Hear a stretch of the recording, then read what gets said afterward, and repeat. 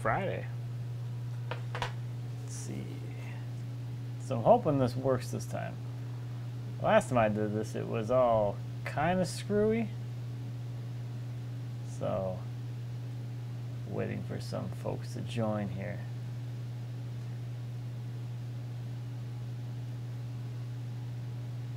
What's up, Seth? Jonathan? Oh wow, everybody's just jumping in here all of a sudden. So hopefully this is working this time. I know last time I did this it was all pretty goofy. Most things were working except that I didn't have the right microphone selected. So last time I was doing a live stream, it was the microphone on the computer that was working and not the one that was actually wearing. So hopefully I have that selected correctly this time. Time is it? It is 10:20 here, Central Time. So I got nothing going on right now as far as this live stream goes. I'm just out here cleaning some more parts in the Bridgeport. Thought I'd try out the setup again and I don't know, see how it works. I'm just gonna be scrubbing some parts here. If anyone has any questions or something, I pulled this pin thing out. That's getting washed. I got my my orange A-bomb gloves.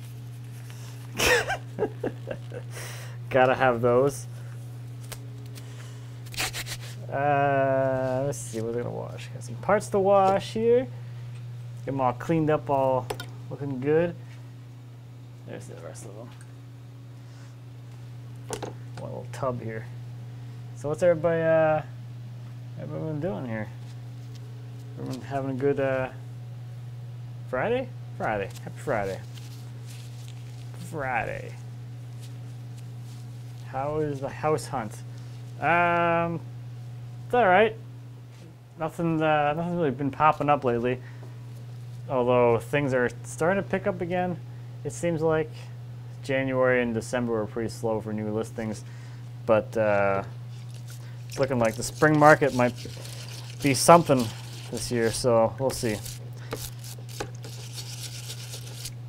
Hopefully something will pop up that we actually want to go see.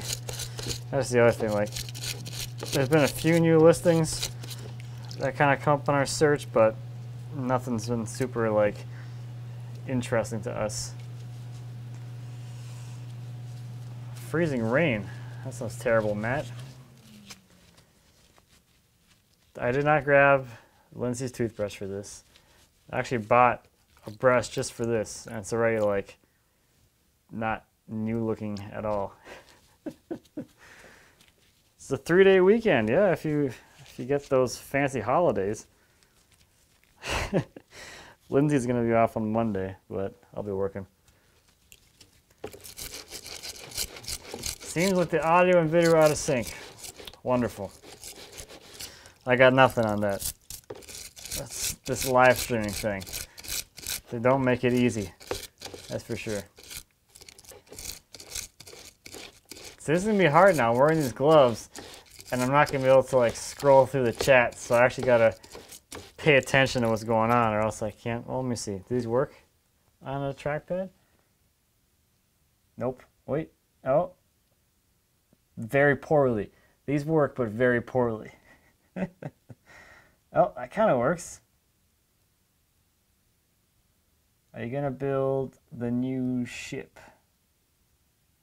Probably shop. Are you going to build a new shop or buy something that already has one? I prefer to buy a place that has absolutely no accessory structures so I can make whatever I want, exactly what I want, because people don't know what I want.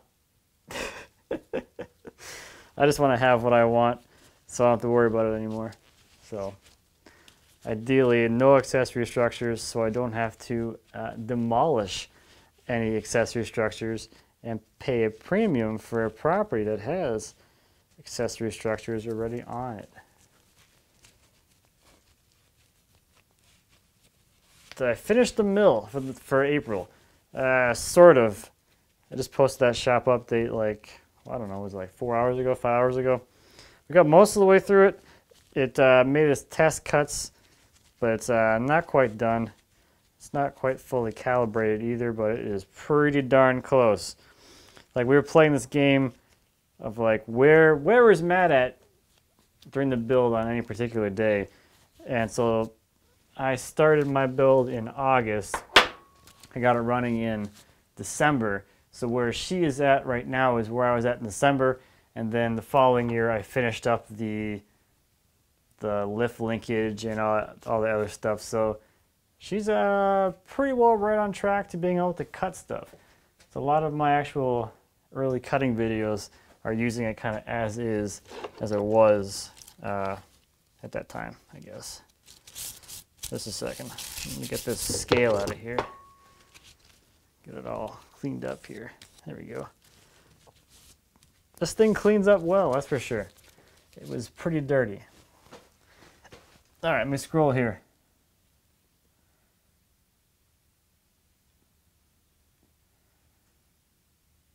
I ever thought of building a black walnut in 1911. I'm pretty sure that's a gun. I know nothing about guns, I think. I have never used a plow plane. They look cool though. They look very cool. Picture quality is good. That's good. I have it plugged right into the hardwire Ethernet today like I did last time. Short production run, series of projects. Is that in response to something else? If I get these gloves wet at all, they no longer work. Matt asks, with the closure of Wood Talk, any plans to do something new to fill in the time or just use it to focus on normal things? I don't really plan to add anything else to my schedule. That was kind of one of the, I guess, the bigger points of us stopping Wood Talk was it just became one more thing that we had to do every week. So I'm kind of just, I'm not really looking to jump in anything right now. I'm not saying I won't do any other podcast type thing ever, but at this point it's just gonna be nice to just have one less thing to really worry about every week, because there's already enough things to worry about every week. So having one less thing to worry about will be kind of a nice change, that's for sure.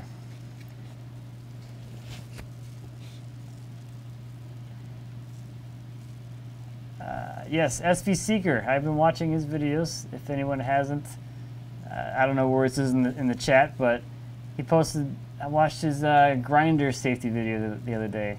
That was pretty funny. What's up, David? Thanks again for sending out the samples of Feld. Let me go grab it in case everyone hasn't seen it yet.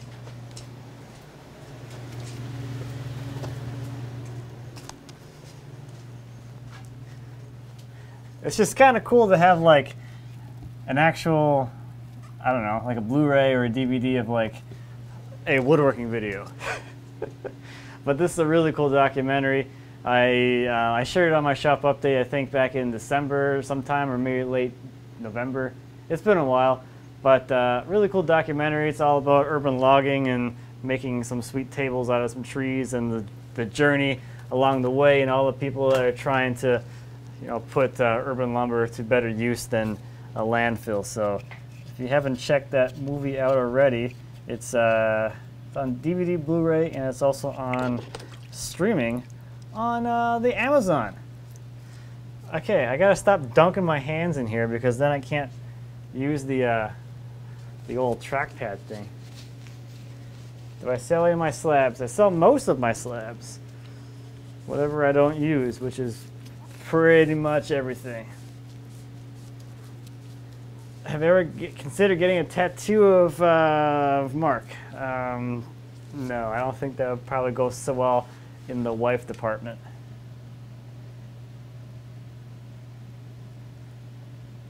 I don't have it on VHS. Somebody should probably bring VHS back for, nostalgic reasons.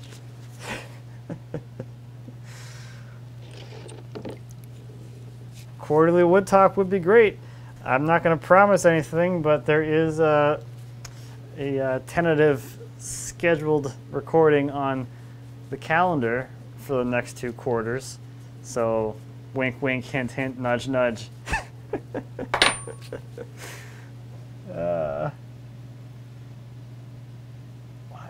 See, you're gonna see me doing this like all night now, trying to dry off my fingertips.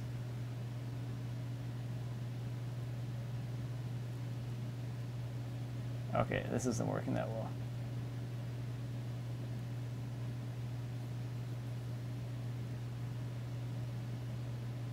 We are looking in the Stillwater area because that's where Lindsay works. Yeah, there you go, Jeremy. Something being added to my schedule pretty soon is a newborn. So I'll have that going on as well. So not really looking to add anything at all for the next little bit. I'm not doing any traveling between, well, in March or April until like late April, because then I'm going to Maker Central. But I had more stuff to wash. Huh. Oh, all stuff went. Oh well. Timeline for automating the sawmill. I keep pushing it back because every time like I think about what I want to do with my life, I'm like, I just kind of wanted to be sawing logs. I know in my heart of hearts, I'm a sawyer and not a sawmill fabricator, because the joy that I get of actually sawing the logs so far exceeds the amount of joy I get from actually building things that will then make the sawing easier, because I just like seeing the insides of trees. But hopefully this year, it's kind of one of the reasons why this is here, if no one picked up on that yet. It's a big reason why that's here. And, you know, it's cool.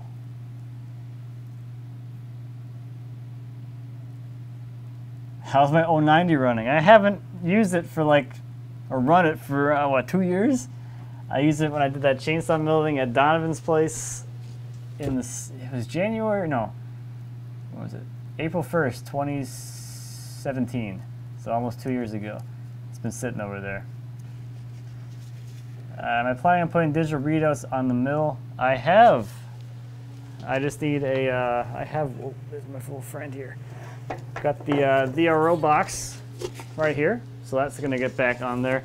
It only has a scale on the y-axis, so I will be adding a scale for the x-axis as well, so I have that as well. Yeah. Yeah, where are those spare parts? I don't need no spare parts. Am I looking for super chats? I'm not. I'm just looking at the chat. I'm not particularly looking for anything at all. Is that welding gas behind me? That is. That is one thing at Argon and one thing at 7525. Had those for like 6 months already. I haven't hooked them up yet. Still need to do that. It's been on my list for a while, but I'm glad that I got to try MIG welding while I was at April's place. That was a lot of fun. How much time do I have into the mill? I don't know. I've just been kind of tinkering around with this thing. Maybe like 3 hours, 4 hours. Not really a whole lot. Do the arrow keys work for chat scrolling? No, it just scrolls the whole page. Yeah. Thanks for that idea, though. That would be pretty cool if it did. It'll just jump down to the bottom, so I don't have to even worry about it.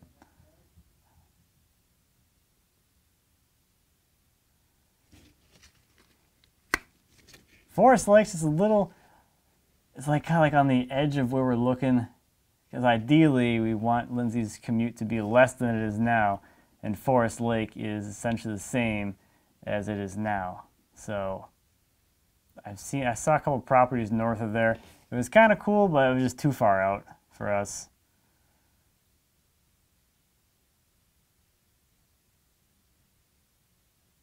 The straight argon is for the TIG welder.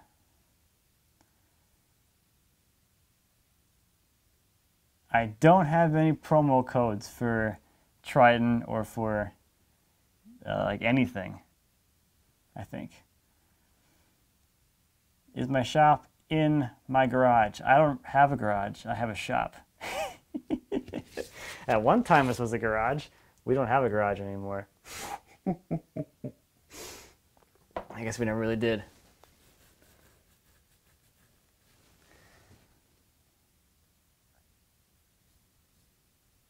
I'm gonna start soaking the face of the mill. Thanks, Michael. I'm really proud of her. She's worked really hard to get where she is now. What is my background that I know how to rebuild and enhance the mill?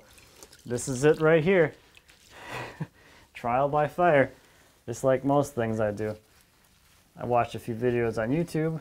Many videos on YouTube. And that's about it. It's like most things.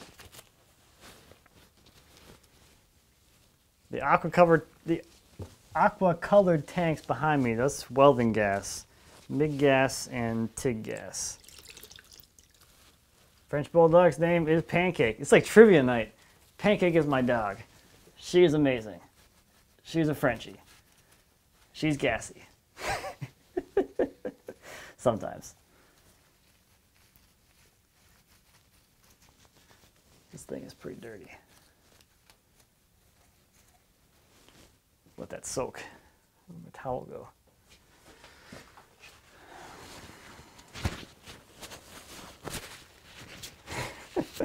Do I still have enough room here with the for the table saw with the Bridgeport right here? Actually, I do. The table on the Bridgeport goes down low enough that it clears the table saw top height or whatever. So essentially, when this thing's back in the corner, it's like in-feet support for anything that I need to cut. And in like all the years I've been in this shop, the only thing that I really cut that would actually nothing gets in the way. This doesn't get in the way of cutting anything as far as the table saw is concerned, because I don't try and rip a full sheet of plywood on my table saw. I don't really use that much plywood, or if I'm going to use plywood, I'll break it down before even bring it in here, because it'd be too big to even deal with on the table saw. So the only thing that I do that's that long is me ripping an edge on a board, and I can do like a 12-inch wide board that's 8 feet long, and it'll still fit in here. I kind of position the table saw perfectly for that. So as far as stuff being over in this area, doesn't really matter. I used to have this huge like plywood cart, sheet goods cart thing over here, which was probably the stupidest thing I ever made. But it took up a lot of space. I never used anything on it, and it just sat there for years until I finally got rid of it. And I have so much more space back here now. And if you look at my old videos, when I used to have like all kinds of just crap back here, I have so much more space here behind the table saw, even with this Bridgeport here, than I ever used to. So this is actually really roomy compared to what I'm used to, which is kind of crazy. I had to measure that, Steve, for the vertical clearance. I was really concerned about that. I have, what, 4 inches between the top of the motor and the ceiling joist. I was pretty concerned about that one. I was originally thinking that I had to put it in place and then swing the whole head up into the joist cavity, but luckily enough, it just happened to work out that I have enough space there. That was one of the things I was considering too, with like bigger drill presses that were, I think they were 89, 90 inches tall, which would put them into the ceiling cavity. So there's that as well. But I'm really happy that it fit. That's what she said.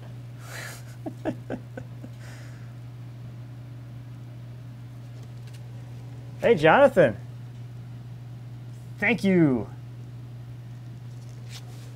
Thank you. I think I got a couple end mills here. Some nice people. So I forget who this was, but they sent me this nice set of Niagara cutters that they had previously won, but they don't have a mill, so now they're here. So I have those at least, and I have that whole box of end mills that need to get reground and resharpened as well. So I fully intend on breaking plenty of tooling in this journey. So thank you, Jonathan. Really appreciate that. Hello from Maple Grove. Yeah, that's not that far. That's where I go to Sam's Club. 5 a.m. in Germany. That's pretty early to be watching some random guy on YouTube trying to clean a Bridgeport.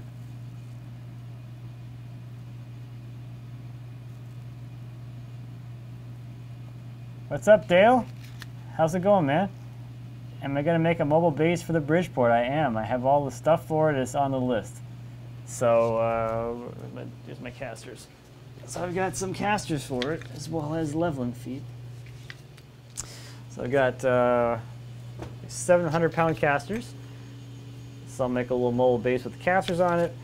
And I got the leveling feet for it, so when it's parked, it'll be down on the leveling feet off the casters.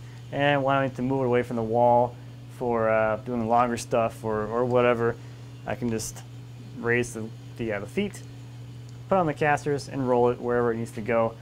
And that should be a lot more convenient than using these pipes. The hardest thing with using the pipes is getting the thing on the pipes. This is what I was going to wash. The lead screw thing. I need to get some googly eyes for this thing. For real.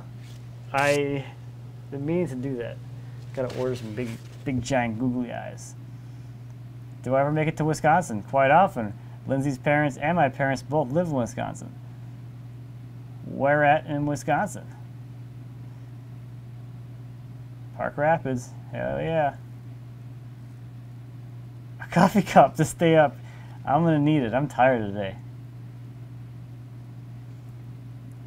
What's up, Tim from Australia? Do I plan to add power feed to any of the axes on the Bridgeport? So the Bridgeport does have the X and Y power feed, but they are there's something wrong with them electrically, so I'll be part of this thing, seeing if I can make those work again. Otherwise, I'll replace them.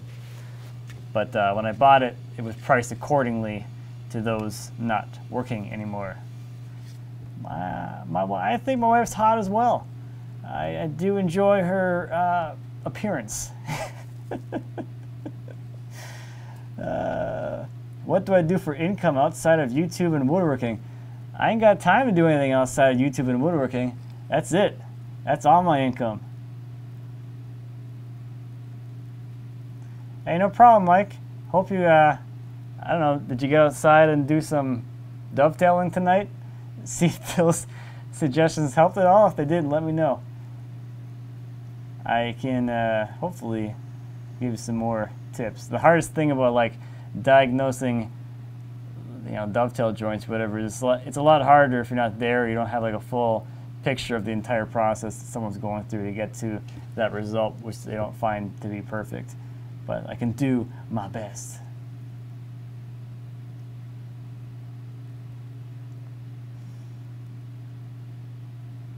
Does the travel of the work table hit the walls on either side? When it's all the way into the corner, I can get pretty much where it is right now, which is almost all the way full travel. Let me see, I think I can get like about here, which is pretty close to full travel. You kind of, like 3 inches of travel in either direction you can't quite get when it's all the way in the corner. But if I really need that, again, I can pull it out from the wall. And at least right now, I don't really anticipate doing anything super long. I just want to play around with making small parts and things that are within 12 by 12 area. At least right now. Good night, man. Glitter Mafia. Have I ever hand cut dovetails? Many times. Many times.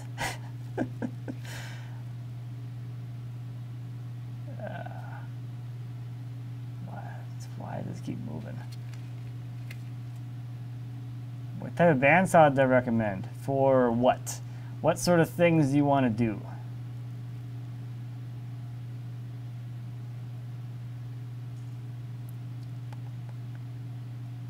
First project for the Bridgeport.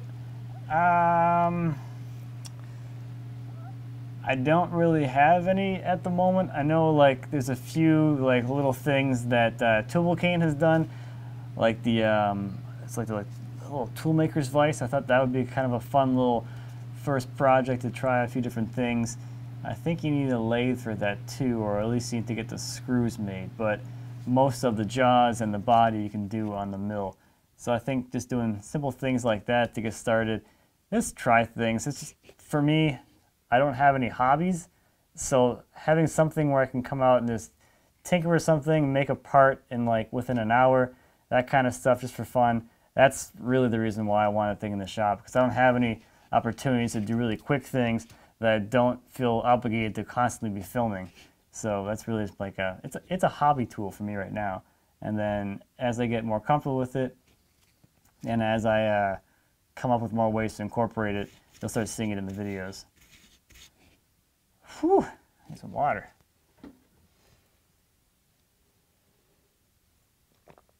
I have not used hollows and rounds. Molding planes, be cool to use though. Like every time I see someone using them, like those look like they'd be a lot of fun. And then like, that's it. I never actually get around to buying any. The good ones are expensive too. Like, I don't know, what are they, like $200 for a pair? Maybe, is that right? Unless you go vintage. I don't know. It's one of those things where it's like, this looks like it'd be cool, but practical reasons, not quite enough, maybe.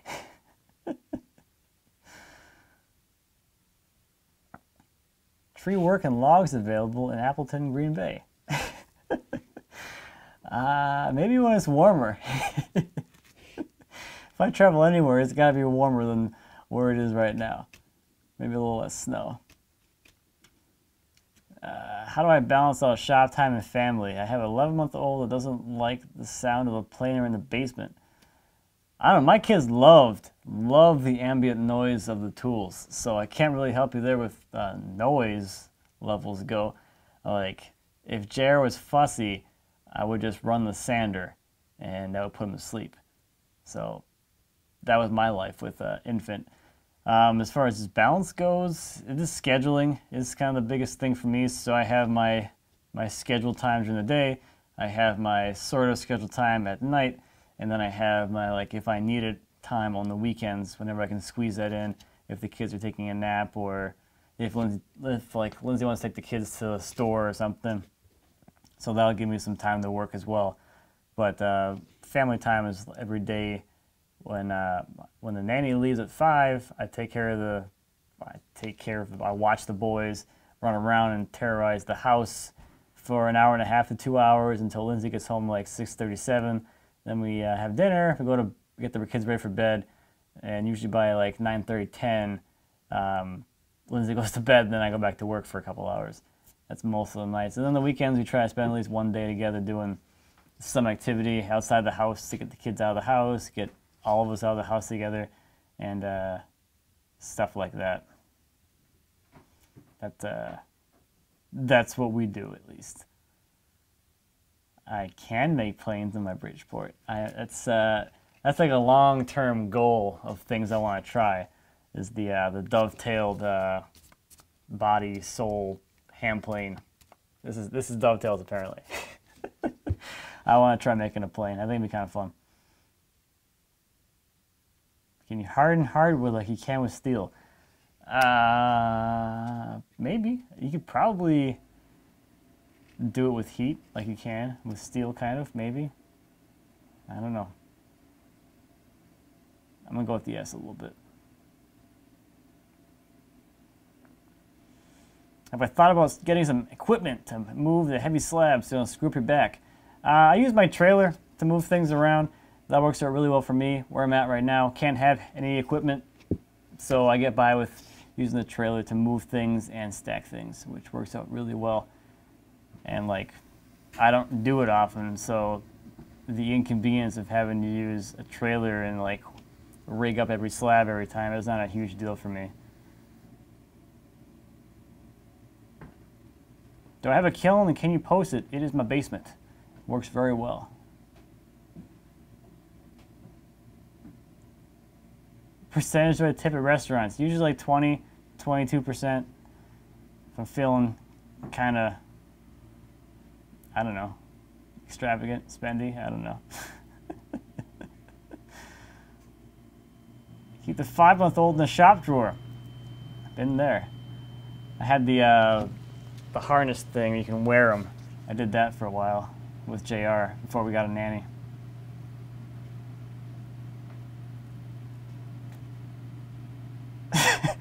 Angel says, I love your channel and your hair. I was wondering how you deal with the neighbors in the city complaining about your milling in your yard. I'll let you know when they complain. Don't have to deal with that. Advice on Japanese bench chisels. I don't have any, and the only bench chisels, the Japanese bench chisels that I've used have been at Mark's, and that was for like a day. So I don't really know much about them enough to be able to tell you anything about them, other than they're cool.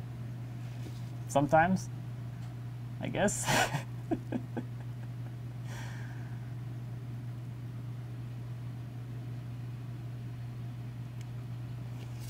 The hydraulic log trailer, yeah, that's definitely a possibility. The real advantage of using the winch-based one is just less things to have and to worry about. But you could absolutely operate that arch with with hydraulics. Absolutely. When am I going to ship out bandsaw plans? They're all digital, so they just show up in your inbox. Or you get a link to them or whatever, download them.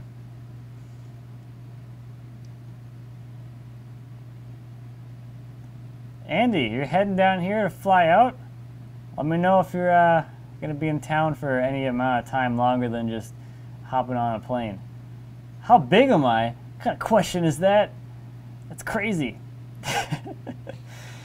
Branson is 5'5" and 130 pounds. I'd like to think I could move heavy slabs like you. I'm 5'6" and 120. So you probably can.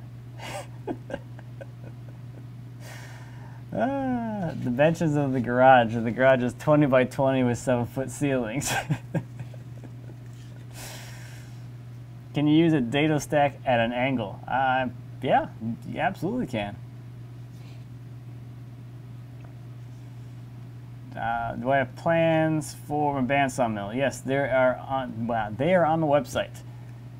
They're in the store section there. They're digital. You buy them, you get a link to download them, and you get them right away.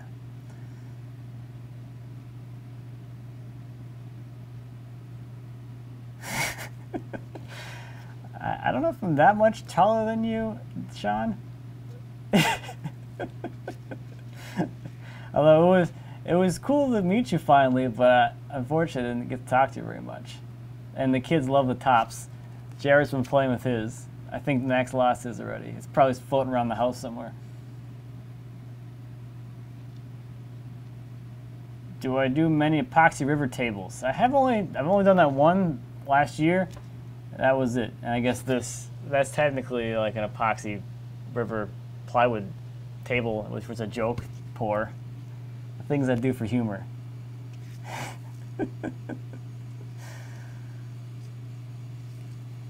I'm not going to be at Fine Woodworking Live this year. I will be in the UK. So I'm doing a guitar making class at Crimson Guitars before Maker Central this year. So I'll be over there. When's Maker Central? Like the first weekend in May, I think. So I'm heading out the last weekend in April, which I think overlaps with Fine Woodworking Live, I think. I'm not going. Even if it doesn't, I'm not going.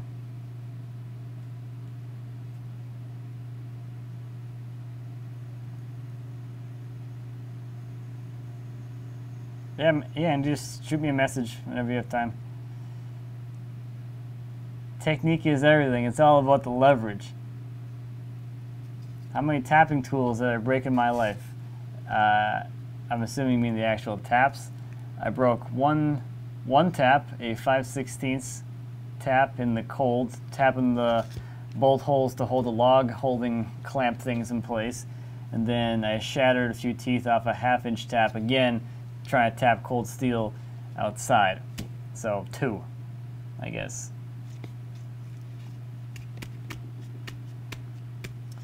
Clint asks, what was my job before doing this full time? I did software design for medical records software. So like needs analysis on the software side, talking to like users and planning out features and stuff, developing development plans. That's funny. Developing development plans, and then executing those plans with the development team to make sure that the development team comes up with the correct program or user interface or whatever that the users are expecting. That's what I did. Can you tell us about what you're doing at Weekend with Wood? I gotta go read the thing. I'm doing one on working with live edge lumber. So we're gonna talk about actually like using live edge lumber as live edge lumber, and then also talking about how much better live edge lumber is for someone who has no interest in actually using the live edge on lumber. So I think that's going to be a fun one. Going to talk a lot about how much more versatile that material is to like a small like furniture maker that's making one-off pieces, not doing like commercial production runs of things. And then the other one is going to be on dealing with defects, I believe. I think it's what it is. I gotta check.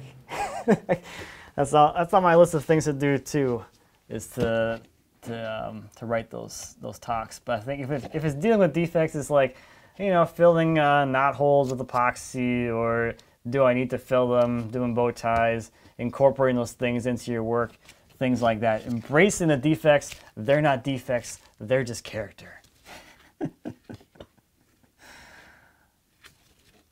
I feel like everyone's a developer. So I didn't really do much programming at all, but the languages that we were using at the time was MS SQL, so we did a lot of the procedural work in SQL, and then we had .NET thing in the middle there, whatever you want to call that. It's been so long now. And the front end was in Adobe Flex. So I spent a lot of time in SQL doing like just random like data reporting and mock queries and things. I did a lot of pseudo coding just to kind of get things in the right direction of what things are supposed to do. And yeah, most of my stuff was on the database side, figuring out the rough architecture of the tables and rough queries and things like that to help the developers out.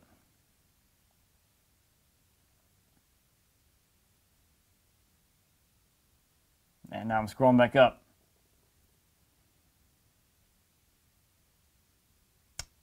Plans to do more wood carving. I want to do some ball and claw feet at some point. At this point, though, that's like the only thing that's on the list of things that I want to carve. Like I have no interest in doing like a full carved piece. It's always going to be an accent to something. I think like texturizing things would be kind of cool. I like that look. There's not a whole lot of like skill to that. It's just monotonous scalloping or whatever, but I think that'd be pretty cool. But ball and claw feet for sure. The ballpark cost to build a bandsaw mill for my plans. I'm thinking about 15,000. This is probably where it's going to end up being. About a third of that, maybe or a little less. I think the hard part is like prices have changed so much since I did mine. The price on the steel for my mill was about 4,000, and then all the other components were the rest of the cost. The linear rails would be like another 4,000. The wheels and bearings are another, I think, 2, something like that. What else is there? And all the little stuff. But I kind of answered that in a video I did last summer. It was like Ask Matt, one of those like multi Q&A things. It's like, it was last summer, and like the first thing in there is like sawmill cost. It's in the title. But if you're really interested, I can send you the whatever Excel sheet of all my costs, or the bigger costs. I didn't record all the bolts and nuts and stuff, but the bigger costs are in there.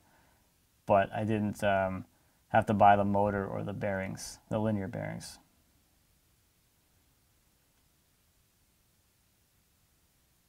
All right. What's the most overrated tool in the shop? I have no idea. Drum sander. I'm going to go drum sander on that one. People are going to not like that one. Most difficult project was probably the secretary desk. This because I had no idea what I was doing the whole time. But I mulled my way through it, and it came out with something that looks like a secretary desk.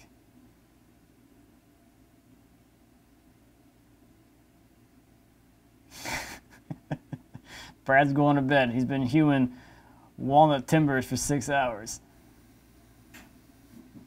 Have I ever used PeopleSoft? They were transitioning to PeopleSoft at UWL like the year I graduated. So they were going through that implementation process, but I didn't really do much with it.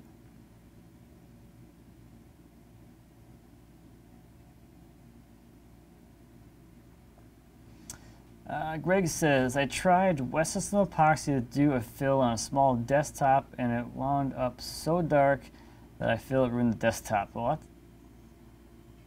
what do I use now? I still use West System. Did you tint it something crazy dark, or what? That seems pretty crazy. Do I regret milling my own flooring? I don't regret it. I'll never do it again, but I don't regret it. No regrets. Tommy, you're like on it with the questions tonight. How did your bandsaw mill construction compare to April, other than the time it took and having people helping out? I mean, the overall, like, the saw itself is essentially the same exact thing. So there's no real significant changes there. But when we made the plans, any like components that we could integrate together to make fewer components, we did that, but the overall feel of the design is the same. So as far as the saw itself goes, it's exactly the same. It was very weird, like reliving that whole thing in like a week. It was a very stressful time, both when I was doing mine and last week when I was building that one with April. But it was just so weird to like go through that whole process again and be like, I've done this before. I feel like I've been here before. I've experienced this already. And I think probably like the biggest theme the whole week was, how did Matt do this stuff alone? Because we'd be like trying to set things in place and get them like bolted or tacked or welded or whatever, and it would take 2 or 3 of us to get something in position, and I'm sitting there like, yeah, I remember doing this alone. So that was probably the weirdest part of the whole thing, was the fact that just knowing what I went through myself. And when I did mine too, it's a totally different experience, because it was really like a prototyping experience when I built mine. I didn't really know what I was doing or what the next steps were going to be, so there wasn't a whole lot of forethought in the plan when I was building mine. But working on that one we did at April's, because we had a plan, because I'd done it before, I could clearly see the entire process, the entire build from start to finish in my mind, and know exactly what needed to happen, when it needed to happen, and if someone needed something to do, they could jump ahead and work on something over here, and that wouldn't be a problem either. So it was totally different from going from a prototyping build to, I guess, like a production build or something along those lines.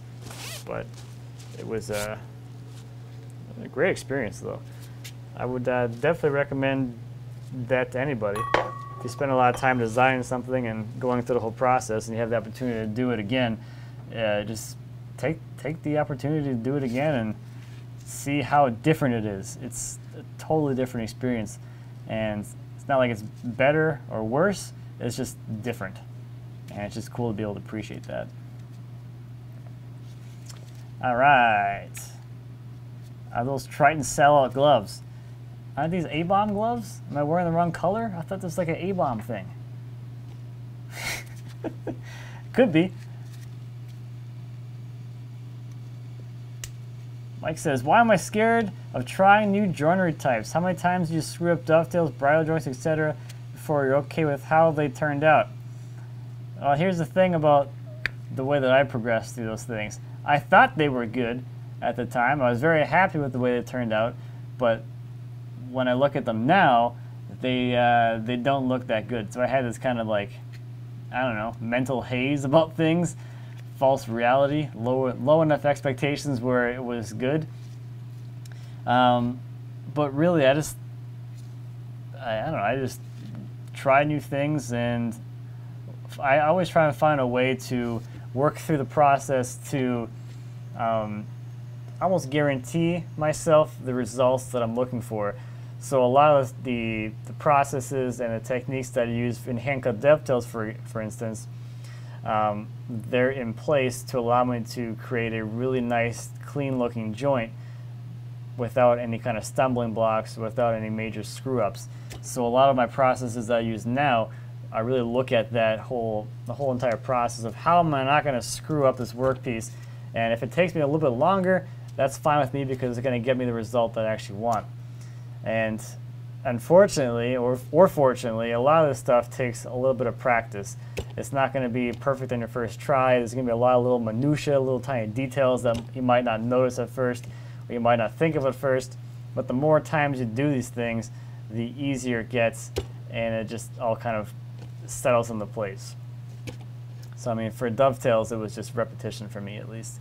And now, the nice thing is I got enough muscle memory where even if I haven't done them in a year or 6 months or whatever, I can still put together a pretty respectable looking joint without any kind of warm-up or practice joint or anything like that.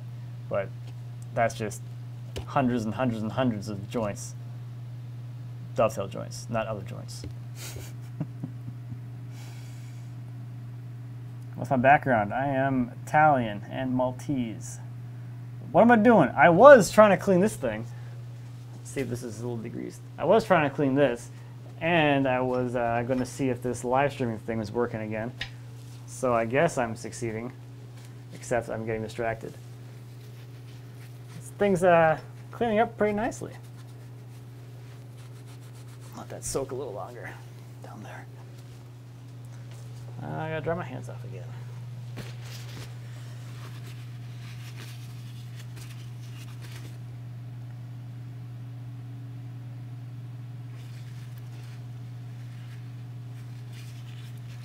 When am I going to move to a new home with a bigger shop? When do we find a new home and stuff?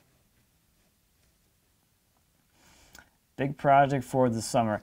If it all goes smoothly, I will be doing hydraulics on the mill.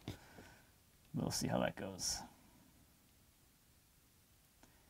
What's the key to lower your expectations? I have no idea. I got that sombrero somewhere. It's still in the house. We haven't gotten rid of it yet. I don't know why we have it. How long has this been going? Oh wow, almost an hour already? 48 minutes? All right, I'm gonna let that down the bottom here. Hundreds and hundreds of joints. Yes, the life and times of Matt Cremona, absolutely.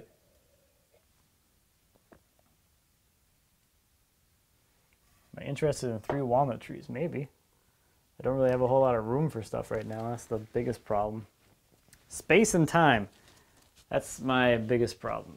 Biggest problems, I guess. I'll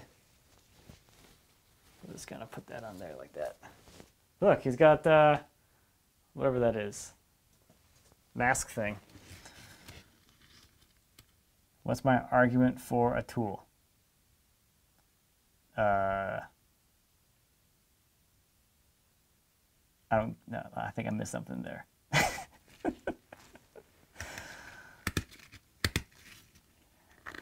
When will I buy a tractor? The day we find a new house. Get a vacuum kiln. The day we buy a new house. Use your wood to build your own house. I have no desire to do that. I would like to move before this decade ends. Best part about being a dad? I don't know, being a dad. It's hard to describe. Those kids are great. It's just cool to see them grow up and change from like this little thing that can't talk or do anything on its own to this little person that can have a conversation with you. That's probably the coolest part. Oh, thank you, Billy Laptop. Laptop? Billy Laptop. Thank you, Billy Laptop. See you, Greg.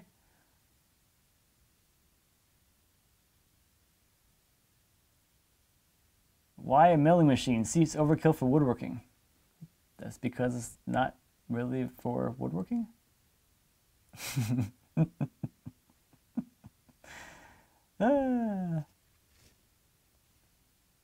Solid walnut house. Yes. Yes. Oh, okay, there we go. Thanks, Mike. What's my argument for a tool cabinet over the Spagnola-esque tool wall? You got to keep the new one closed. My argument for my own personal shop is just wall space. So if you look over where my tool cabinet is, which you're not going to be able to see because this pipe's in the way, but I've got that window there. I got the window on both sides of that area. So having the doors, even if I leave them open, allows me to have tools kind of covering the windows without actually permanently covering the windows. So at least for my shop, it works out pretty well. I think for most people's shops, that's probably the case anyway. Most people don't have a whole crap ton of wall space that is covering tools. So that's my justification. And with the multi-layered door thing, you get even more real estate with that same, just using the same, square footage of the wall, essentially. So that's my argument. I mean, well, everybody's shop is different. Do what you want, that kind of thing. Does my wife know when you're doing live streams, or does she think you've lost your mind and you're talking to your tools? I talk to myself in this shop all day, every day. That's what I do for a living. I don't think people upstairs really know what I'm doing, other than he's working. If he's talking, he's working.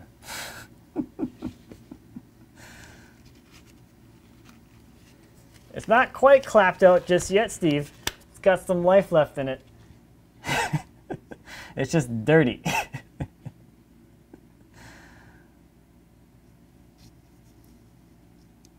I gotta scroll back up again. Robert asks, as someone in an apartment north of the Twin Cities, any recommendations where one can pick up more unique / figured woods in the area? Forest Products. It's in Maplewood. Yeah, they're Maplewood. So just north of St. Paul there. They have a little showroom there. They do a lot of like production stuff, but they have an actual lumber showroom thing there where you can walk through. They got slabs, they got little offcuts, they got all kinds of stuff. You might want to check them out. They are super cool, super nice. They got stuff there. If you want to check out Rockler or Woodcraft, they're around here too. Youngblood, I don't know if they have any specific like here's a bunch of figured wood section, but they might. Cywick's might have some as well, but Forest Products I think will probably be your best shot.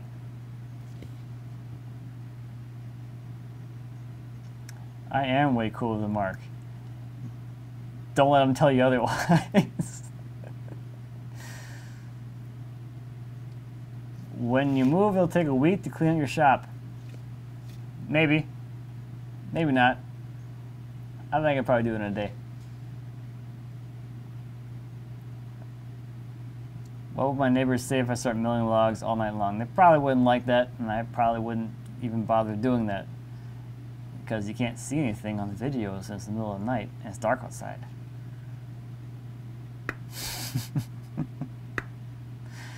My favorite music, I don't know, pop. I like upbeat pop music, that kind of stuff. When I was younger, it was more like, I don't know, indie rock type stuff.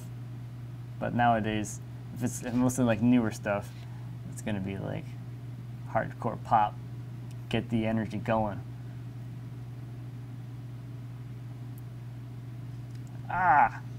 Such a big fan. Lee Nielsen or Veritas chisels?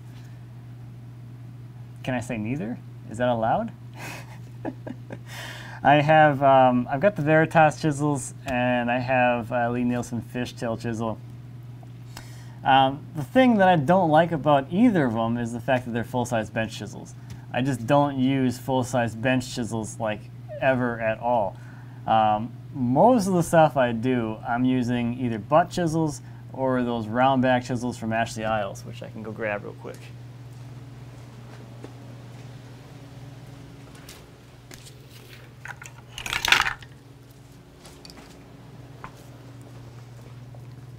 So a lot of stuff that I use chisels for is like joinery work.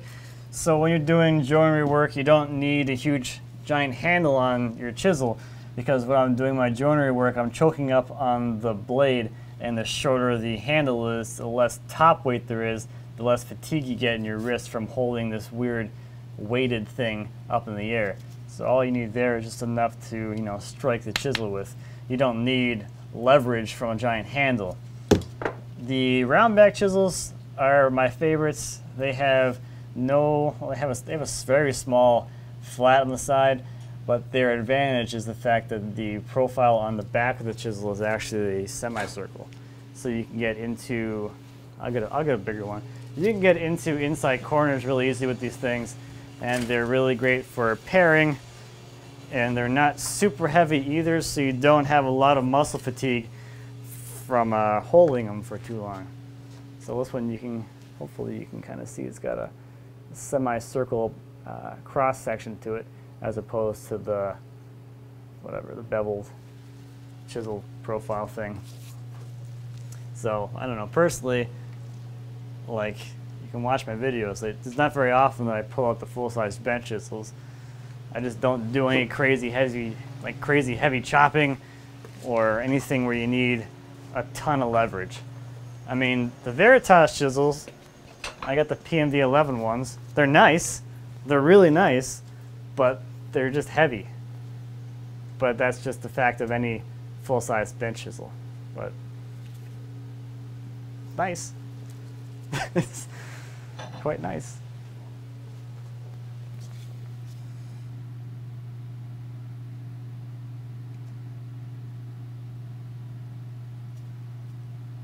What does paring mean? Paring means, let me get a piece of wood, like freehand planing, essentially. So if you're just wanting to take a little shaving off the end here, like this, that's technically paring. Chopping would be like this. Paring is like this. This.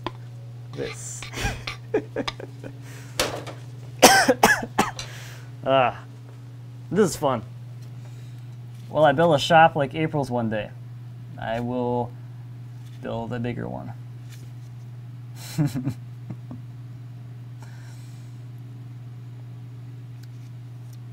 Have I gotten any closer to getting the rollers for the mill? The only thing I have right now is the thing in my mind. The mill, one of the things I'll do with the mill is make them serrated. So that's one of the things that's been on the list of things to do for a while. We will be doing that hopefully this year, but we'll see. Well, I'll do something this year. I'll at least get the first step is to get the power unit installed, which I've had a reservoir for a long time for that. We are looking to stay in the Twin Cities area, in the Stillwater area. That's where Lindsay works. So anything to get her commute down would be kind of nice with the whole, kids thing. So right now it's like 45 minutes or so, unless there's traffic. So if we can get it down to, it'd be really cool if we're really close by so that she can come home for lunch. That'd be really nice. Ashley Owls are always out of stock. It's because they're like this small company in England. They only make as many chisels as they make, and that's it. The round backs are back in stock at Tools for Working Wood, or at least they were like a week and a half ago.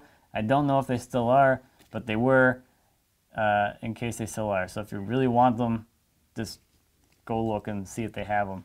The other nice thing is they're not super expensive, like compared to, if you want to compare them to the Lie-Nielsen or the Veritas, where the Lie-Nielsen and Veritas are like maybe like 80 a chisel. These are like 20 to 30, 35 a chisel, depending on the size. So as far as affordability goes, they're not cheap, but they're not super expensive either.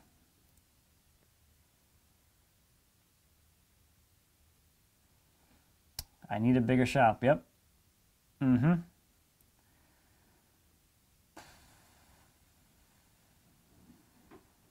Okay, here we go. Back down the bottom again.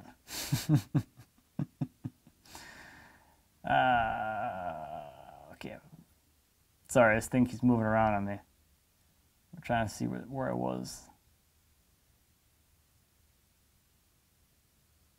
Yeah, chisels were one of the first things I bought, but I bought some really crappy cheap ones. That was kind of annoying. Why do I have an impossible time finding 16-quarter rough hardwood for project I have going? Does it not exist because of difficulty drawing it, or simply don't cut those sizes? So that's a really good question. It comes down to, I guess, demand and loss factor. So you're right, it is very difficult to dry that lumber, to dry it to the standards of someone to actually buy it. So with the thicker lumber, it has a tendency, you might have some more cracking, and if you're going to be producing it to sell it, you're going to be inclined to try and dry it as fast as possible. And the problem with that, especially with stuff that thick, is you can't really go that fast because it just needs a lot of time to allow the moisture to come from the center out to the outsides. So there's a higher risk of the producer accidentally drying it too fast and then ruining that lumber, and then they can't sell it anymore. So that's sort of a factor in the back of their minds. That's one of the reasons why the thicker lumber costs more, not just from the fact that it takes longer to dry it, it's because there's a higher risk factor involved in actually producing it. So because of that risk factor and the fact that you don't really sell that much thick stuff, most places aren't even going to bother with it because they're not going to make any money doing it. So that's kind of the really nice thing about cutting your own lumber, is you can cut it to whatever size you want. You have full control of the drying process, and if you want 16-quarter, you can cut it. You have to kind of plan ahead enough to be able to have a stuff in stock when you're ready to use it. But I have 16-quarter stock that I cut years ago that I haven't needed, but if I ever need it, it's here, and I have it. So it's one of those, like, things. Yeah, I don't know. That's the other nice thing about cutting thick stuff, you can always cut it thinner. If you have 16-quarter, but you're like, oh, I actually need 8-quarter, you can cut it thinner. There's this thing called resawing. So you can always make it thinner. It's like one of the reasons when I cut that big stuff as thick as I do, one of the reasons is because you can just cut it thinner if I ever need to. If I want to break it down into smaller pieces, I can do that. It's really hard to go the other way. I've tried. You can still see the glue lines. It's not perfect. So, yeah. Where's it going with that?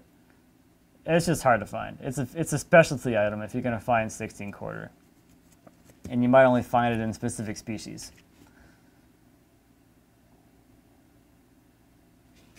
I'm not drinking the mineral spirits today, Donald. I'm drinking the acetone. We got the acetone here. This is the good stuff.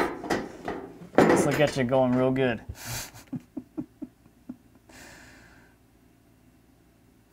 I have not tried the Lichtenberg figures.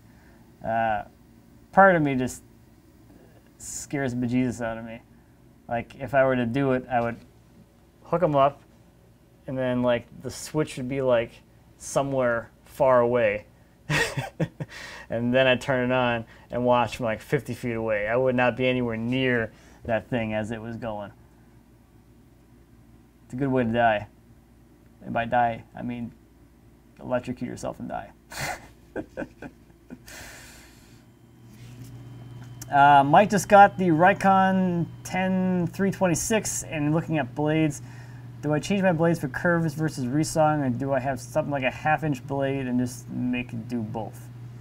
Yeah, so I use the 1/2-inch Lennox TriMaster blade, and that stays in there for everything except for really tight curves where I need both sides of the cut. So most of the time when I'm cutting a curve in a workpiece, I don't need both sides. I just have one keep side and one waste side. So if I'm trying to cut a curve that's too tight for the turn radius of the blade, I'll make relief cuts and just kind of mess up the waste piece so I can make the cut. If I have a case where I need to keep both sides, or I need to make some really, really tight cuts, the last time I did that was when I did the cabrio legs on the Highboy. Then I put a 1/4-inch or 3/16 inch blade on there, but otherwise that 1/2-inch blade stays on there for everything else. Straight cuts, curve cuts, resaw cuts, riv cuts, whatever. That thing never really comes off. How long did it take me to learn dovetails? Like a couple projects. Like I started with the first dovetail project that I did was the mitered through dovetail on a toy chest. So that was like I think it was 18 inches deep. So it was an 18-inch case side. So 4 joints that big going all the way around. That was my first one. It took me forever to cut those joints, but I made it through it. And they didn't look terrible. And I started kind of evolving from there. Then I got into trying half-blind dovetails, which didn't look super great at first.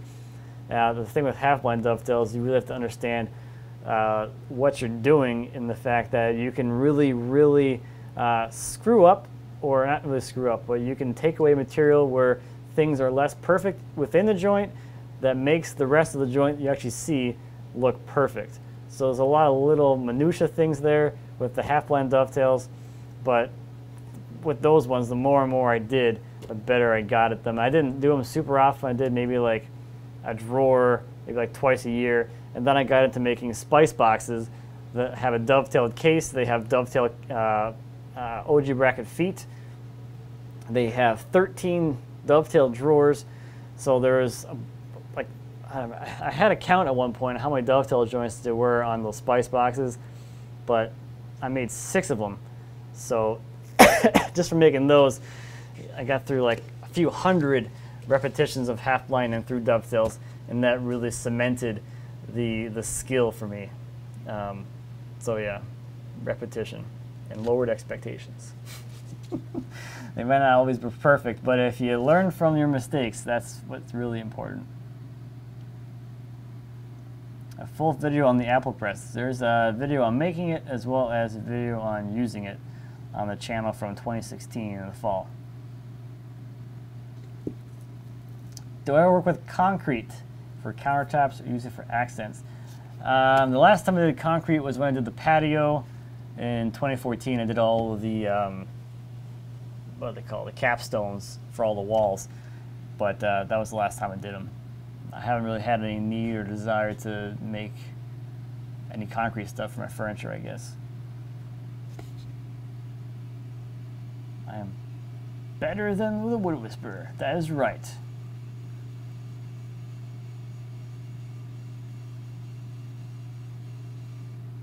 Alright, I think I'm going to try and finish up cleaning this little bit of the mill before I go to bed here.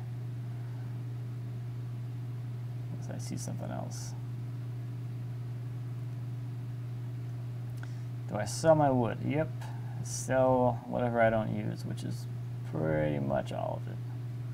And by all of it, I mean like 90%. Favorite YouTube woodworker? I don't know, man. There's so many. Depends what I'm in the mood for. If I need like a super like crazy energy fix, I'm gonna go watch David Picciuto. I don't know. I like him. I try to watch a lot of things, just see what's out there. Most of the stuff I've been watching lately has been not woodworking related. I watch a lot of like machining videos nowadays. I've been doing that for like probably like a year and a half, 2 years. Most of the stuff I watch now is like, you know, Tubal Cain or A-Bomb or Keith Fenner or This Old Tony. Random Bridgeport videos now, stuff like that. That's more stuff I've been watching lately. I ever checked out Wrangler Stars channel? Yeah, I watched his. I remember I was watching his channel when he got to 10,000 subscribers. So I don't know when that was. That was probably like 2012 or something like that. Where did I get my band wheels? They're from Cook Saw.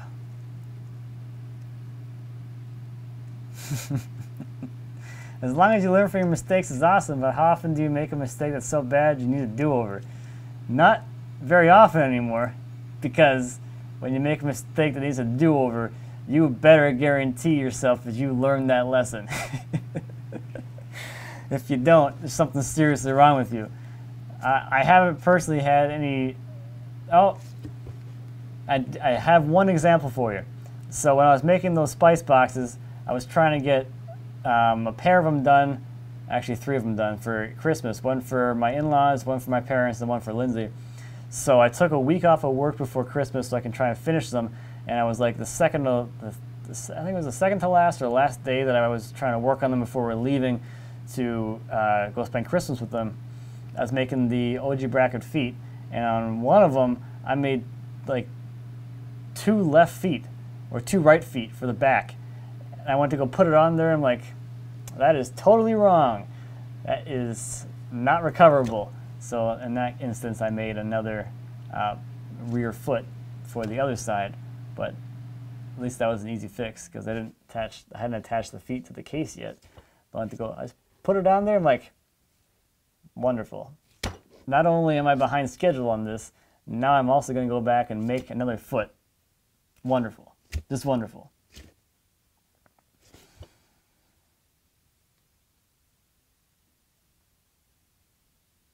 I can do these more now that I have the setup that actually works. That's the biggest thing. The other thing is like actually remembering to come on here and do it.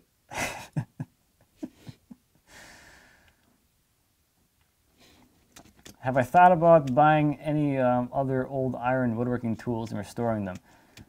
The problem I have with buying old woodworking tools is they tend to be pretty big, and I don't really have any space. The dream vintage or old iron woodworking tool would be a 36-inch planer. I'd love to get one of those someday. When I get rid of this 20-inch planer, I'm going into the 30-inch range or higher, ideally the biggest possible. A 36-inch Northfield would be ideal for me. I'm just saying, it wouldn't fit in this shop, but I'm going to get one someday. It's on the list. Absolutely on the list. All right, I'm going to go and finish cleaning this little face off and then go to bed, I think. So thank you, everyone who stopped in to keep me company. It was quite fun. Hope everyone has a fantastic weekend. Hope you get out in the shop and make some sawdust or whatever. And yeah, that's probably about it. Oh, do I ever get recognized in public? Do I have an awkward story? I'm gonna end I'm ending on this one. So I do get recognized in public, both as myself and as Ricky Rubio. Now, being recognized as myself, that's totally fine. I can handle that. Being recognized as someone else is a whole nother like crazy experience, especially when the people you're talking to do not believe you that you are not that person. Those are the most awkward.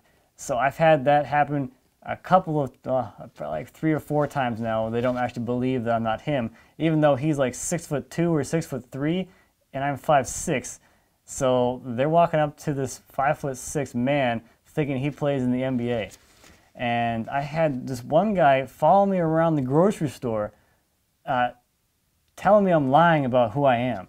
It was kind of embarrassing because a lot of people were watching and staring, and I think they kind of knew that I was not him because I don't really look that much like him, and I'm not tall. But yeah, he was accusing me of being Ricky Rubio when I'm clearly not, and calling me a liar, and just generally getting upset about the fact that I was lying to his face about who I was. So that was fun. That's my embarrassing public recognition story. But anyway, I hope everyone has a fantastic night. Enjoy your weekend, get some sleep, or if you're in Europe, I guess, good morning and whatnot. I'm going to go to bed. So have a good one, everyone. Bye, Lindsay. I see you're still awake. Shouldn't you be in bed, sleeping or something? Is this Ricky Rubio? It could be. All right.